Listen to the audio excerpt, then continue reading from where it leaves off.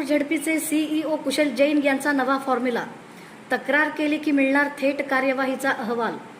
सोलापूर जिल्हा परिषदेला थेट IAS अधिकारी म्हणून लाभलेले मुख्य कार्यकारी अधिकारी कुशल जैन यांनी नागरिकांसाठी एक वेगळा आणि लोकाभिमुख उपक्रम सुरू केला आहे।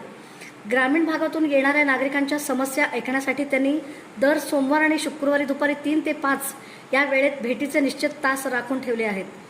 विशेष म्हणजे नागरिकांची तक्रार फक्त ऐकून घेण्यापुरती मर्यादित न राहता तिची अधिकृत नोंद करून ती संबंधित विभागाकडे पाठवली जाते। त्यानंतर त्या तक्रारीवर नेमकी कोणती कार्यवाही झाली याची माहिती थेट तक्रारदाराला पत्राद्वारे कळवली जाते।